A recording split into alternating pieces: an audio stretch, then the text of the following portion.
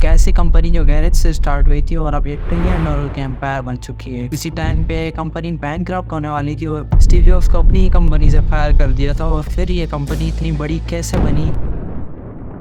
कहानी है एप्पल के राइज की। ये कहानी स्टार्ट होती है 1970s में कैलिफोर्निया से, जहाँ पे 3 यंग टीमर्स थे, स्टीव जॉब्स, स्टीव वोजनिक और रोनाल्ड वेन। इन्होंने स्टीव जॉब्स के गैरेज से काम करना स्टार्ट कर दिया था और 1976 में एप्पल को स्टार्ट किया। उनका विजन बिल्कुल क्लियर था कि कंप्यूटिंग को पर्सनल और एक्सेसिबल बनाया जाए। उन्होंने मिलकर एप्पल आई को लॉन्च किया, जो कि प्रेजेंट टाइम के हिसाब से बहुत ही बेसिक मशीन है, लेकिन उस टाइम पे एक रेवोल्यूशनरी मशीन थी। असल ब्रेक थ्रू इन लोगों को तब मिला जब इन्होंने एप्पल II को लॉन्च किया था। ये उस टाइम का पहला मास मार्केट पर्सनल कंप्यूटर था। अर्ली 1980s में एप्पल अपने राइज पे था और 1980 में कंपनी पब्लिक थी सबसे लार्जेस्ट IPO के साथ। फिर इसकी ग्रोथ के साथ इंटरनल टेंशंस भी आ रही थी। जब 1983 में एप्पल ने जॉन स्केली को हायर किया, जो कि फॉर्मर CEO थे पेप्सिको के। एप्पल को एक एक्सपीरियंस लीडरशिप की जरूरत थी और फिर स्केली और स्टीव जॉब्स के बीच में क्लैश आना शुरू हो गए थे, क्योंकि दोनों का विजन डिफरेंट था। 1984 में स्टीव जॉब्स ने एक ग्राउंड ब्रेकिंग प्रोडक्ट को इंट्रोड्यूस करवाया एक एड में सुपर बॉल के दौरान। ये एक इनोवेटिव था, ऑफर करना ग्राफिकल यूजर इंटरफेस और माउस के साथ, और ये उस टाइम पे हाई प्राइस प्रोडक्ट था अनलिमिटेड सॉफ्टवेयर के साथ। और फिर कंपनी की सेल गिरती है और सेल गिरने के साथ साथ स्टीव जॉब्स की पोजीशन भी खतरे में आ जाती है। और फिर जॉन स्कली के साथ मिलकर बोर्ड ने 1985 में स्टीव जॉब्स को कंपनी से बाहर कर लिया और स्टीव जॉब्स के जाने के बाद कंपनी स्ट्रगल कर रही थी। पूरी की पूरी प्रोडक्ट लाइन फेल हो चुकी थी, जैसे कि न्यूटन PD और द मैक पोर्टेबल जैसी बहुत सारी प्रोडक्ट फेल जा रही थी और बहुत सारे न्यू कंफ्यूजिंग मॉडल्स भी आ रहे थे, जिन्होंने एप्पल को अनफोकस कर दिया और एप्पल के शेयर दिन ब दिन गिरते जा रहे थे। और फिर मिड 90s में कंपनी बैंकरप्सी के दरवाजे पे आ चुकी थी। एप्पल का टाइम और पैसा दोनों जा रहा था और फ्यूचर कुछ नजर नहीं आ रहा था। फिर एक डिसीजन ने सब कुछ बदल के रख दिया।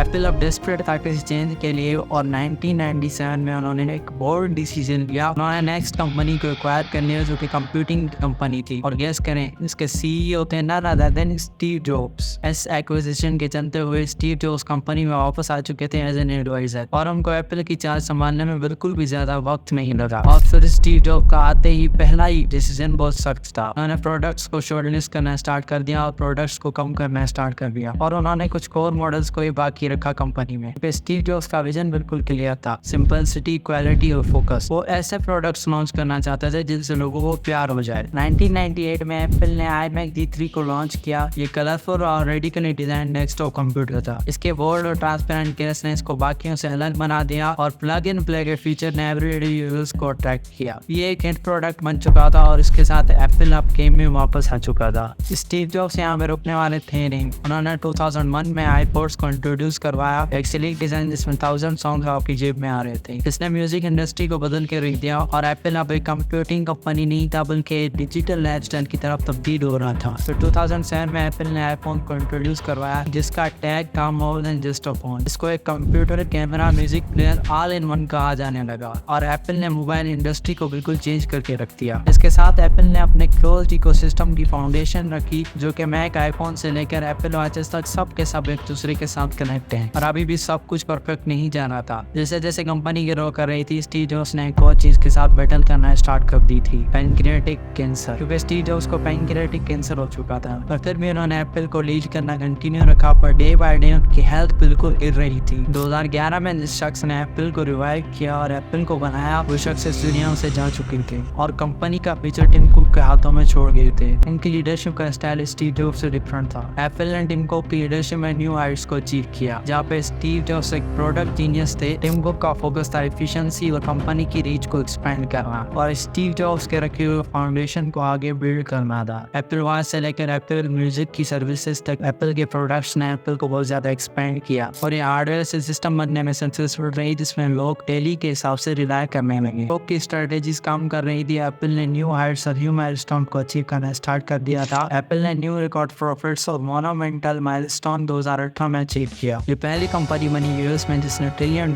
अपनी वैल्यूएशन बना ली। एप्पल की स्टोरी एक स्ट्रगलिंग स्टार्टअप से लेकर $1 ट्रिलियन कंपनी बनने तक सिर्फ एक टेक्नोलॉजी पर डिपेंड नहीं थी, बल्कि कैसे उन्होंने कम्युनिकेशन, वर्क और इंटरेक्ट को इस दुनिया में चेंज किया। एप्पल की स्टोरी में हमारे लिए बहुत ज्यादा मोटिवेशन भरी हुई है। अगर आपने इस वीडियो को पसंद किया तो इस वीडियो को लाइक करें और हमारे चैनल को सब्सक्राइब करें, ताकि हमारा मोटिवेशन बना रहे। आपसे मिलेंगे किसी ऐसी एक और वीडियो में, तब तक के लिए आपसे इजाजत चाहेंगे। Thank you.